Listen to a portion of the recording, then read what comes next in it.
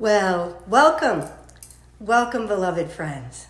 Welcome to Awareness Moments with Kyra, and welcome to this Maundy Thursday in the midst of our Holy Week, and to the Passover that we are in at this time, and the messages that are so powerful during this moment of time, both in our planetary consciousness and in our individual awareness of how we are operating with this Holy Week and this season of Easter.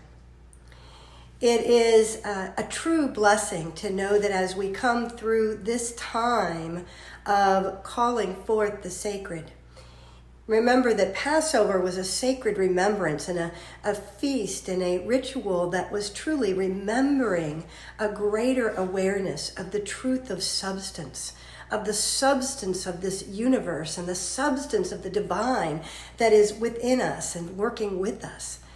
And so it is so powerful right now to know that we are at one with this beautiful energy of Passover. And what is significant in some of this message of this day? To me, this was always the day that if I had the opportunity, I'd be doing foot washing ceremony, an opportunity to claim a deeper awareness of truth at every level. Now, what is it to go into a place of really understanding what it means to do a foot washing for others? You know, Yeshua, as I love to call Jesus, as my relationship with Jesus through my life has been very, very significant as he came to me personally in a time of struggle as a child. I'll just share this story first of all, is when I was young, I didn't understand the messages that we were given, that he was crucified and died for me, that because I was sinful. And that scared me, and I didn't understand. And I used to go in my room at night and cry and ask, what did I do? I'm so sorry. I really didn't mean to do something that left you hanging on a cross, because I didn't understand, or that would cause you to have to go through this experience. It was my fault as I was taught it in those days. Maybe that's not what was meant, but that was the message I got as a child. And I would cry out to Jesus, because the one thing I remembered was the song from Sunday school, Jesus loves me, this I know.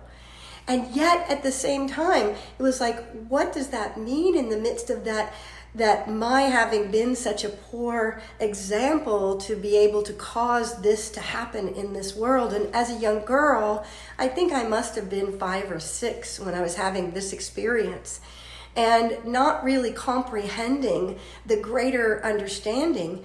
And at that time, Jesus showed up for me. It was a very meaningful moment in my life that Yeshua, as I came to know him through the years, became a very living presence, alive and present and right here, and letting me know he was okay. And that this idea that I needed to be scared and not understand and be suffering as a little child because I'd done something wrong to cause this, I could let that go because he was right here in front of me and all was well. And in fact, I am loved. I knew it then. I got it, the understanding. It was a comprehension that came through my whole being in that experience. And it changed the course of my life of understanding my relationship and turning to my guide, Yeshua, who was with me through the various experiences of my life and had deep, rich inner awareness of this relationship that we have. So as we come to this time of looking at this idea of foot washing and what it represents, to the disciples, and what Yeshua was trying to give information-wise to everyone at that time, was that there is a place where you need a new understanding. Feet represent that which we stand on, that which stands underneath us, where we stand in our awareness, What is it to cleanse and purify our feet, to invite us into a new understanding at this time on the planet, at this time in our awareness, at this time to say, Yeshua comes forth. The Christ consciousness in us is coming forth to cleanse and purify our understanding of how we have bought into the illusion. And in this week, in this time, it was so important that the disciples recognize and understand there would be a time where they really needed this deeper awareness that Yeshua had been teaching them throughout this time with them. He was hoping that they could understand and experience what it was that his message was bringing to them, that don't buy into the illusion of the world. Give yourself over and surrender to a greater awareness, one that is profoundly in you and through you and as you, this Christ awareness that his presence was not about him, the man, but it was about him being a way shower for what was available in the potential within each and every one of us. So as he humbled himself to wash the feet of those that he knew must go forward and face this unknown experience, that though he had tried to prepare them, they were unprepared to fully understand and engage it and allow the meaning of it to come forth at that moment. So as he washed their feet, he helped them rid themselves of the old belief systems, of free themselves. It symbolizes go to a place of a new understanding. Be free of what you've believed in the past and open yourself to an awareness that is so beyond what this world would offer you. But let me, the Christ consciousness in you, that light of all, the light of the world that is you as well, let that be the guide within you. Let it wash away the impurities of thought which would have you believing in the sin of the world, would have you believing in the outer appearance of these things. See, that idea itself was this idea that was being purged through his ability and willingness to step into the role that was his to play. And as he was claiming this true Christ light and power and knowing the circumstances that would be happening, he wanted them to remember that they had a deeper understanding and awareness within them that was available to them. What if you have a deeper understanding and an awareness available to you?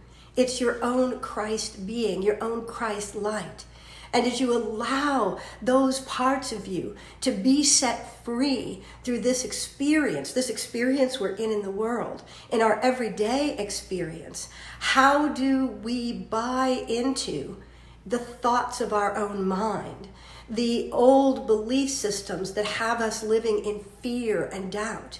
He was teaching the most profound message of all of creation, the overcoming of the world, the overcoming of the belief that we are a body and only a body. We are so much more. We are this Christ being. We are this soul. We are this spirit of life. And as we claim and know that life within us, it begins to profoundly transform what occurs. And he knew in advance what was happening, that those that would be in denial of this and denial of the knowing that they had and the teachings that they had shared. For it shakes our world, right? When things show up that absolutely transform what we expect to happen, then all of a sudden we're shaken up, we're stirred up, and we tend to revert to old patterns, old belief systems, something that felt safe long ago. And yet that may not be the thing that is actually going to allow us the transformation to move into the new ascension, to awaken ourselves from the dream. This is every single one of us coming to the realization of our true essence, allowing ourselves to be the light of the world, to be shaken to the core and letting go of those places where we've held on to past understanding. That's the message of this day. Let a new understanding, let a new life. He goes on into the Passover at this point. And at this point, he's inviting them not to just eat bread, but to eat life that is in the bread. What the bread represents is the substance of the universe, the life that is available to us, the living presence of our own indwelling Christ consciousness, the awareness of our divine self by whatever name or knowing. Today and this week, we focus on that Christ consciousness, and that is the message of this Easter week. Such a profound time that we are in. And as we face death, and we face the death of loved ones, and we face that experience of fear about what is happening out here in the world, we may not be able to control that which is out here. But we choose in this moment, do I allow myself to be renewed by the substance of life? As he offered that bread and said, take this and eat of my body, and take this and drink of my blood. Blood is the life of the life-giving substance. Isn't it a powerful time for us to recognize and to drink in the true life, the life that is within us, that is a light unto the world. It is the light of our own soul. We cannot get that from the bread we eat upon the table. We cannot get that from the experiences that the world would bombard us with information. And I don't say stand in the dark and be ignorant of it, but return to that place where life is. This was the message that he wanted as a deep understanding, as a support for his disciples, as they were going to be the messengers of a greater truth, of a truth of a living Christ. Not one that was crucified and left hanging on a cross as I was fearful of as that little girl, but one that was alive, that was ascended, that rose above the circumstances and helped us to know that we are a divine expression, and that life in us is ongoing. It cannot be diminished. Our light cannot be diminished.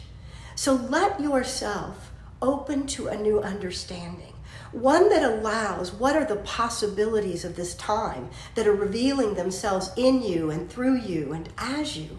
Let yourself know that in fact, there is so much more being revealed here. Now, if you need to grieve and scream and pound pillows and do whatever is necessary to break through the bondage to those old experiences. And yes, we have that in us. We're feeling the fears of the world right now. We're feeling that which is saying, what is happening? We're walking into the unknown. Just as the disciples wanted to be in denial in that process. And yet there were those that were holding the truth. Even while Jesus went to Gethsemane and he first took with him the disciples, they fell asleep, right? They fell asleep. This is that part of us that we've relied on in the past may not even be that which we can rely on right now, because it takes our full Christ presence. And we have that strength and that truth and that love within us that is available to us to rise above the circumstances, to hold another place of light and wholeness, even in the midst of great fears and great loss. And I wish for you each to have that new understanding, to imbibe in the spirit of life that is within you. Because what I know, that as you really turn within, as you open to that awareness within you, you bring forth the light of the world that is you. You are the Christ presence that is rising through these circumstances, that is releasing any way that you've understood things to be, that you may be made whole in new ways that don't look like the past. Yes, there are many losses in it. I want to honor that with those that I know have experienced those profound losses that can make no sense to us in this world. And yet to know our connection in this omnidimensional universe, to know that we are more than this body temple, that this earth and our world is in a transformation that is lifting and raising the consciousness of all. This is a time of awakening. Let us know that truth even as we experience whatever we need to. Drink the truth. Drink the life energy that is available to you. Stand in a new awareness and a willingness to be washed clean of old ways of being. Let this Easter experience be alive in you in ways that you have never experienced before. Let it gut you in a way so that you can be released into a new and pure awareness. That's the message of this day. And I am so honored every day to be with you. And those that are joining me, I want to say thank you to each and every one of you. What a blessing to have your presence here with me and to be a presence in this world, because I know each of you are shining your light. You are living into these truths in the most challenging of circumstances. And I truly honor and celebrate. And if you were here, it would be my privilege to wash your feet, to help you to know how incredibly loved you are, and to thank you for your service in this world. I love you, friends.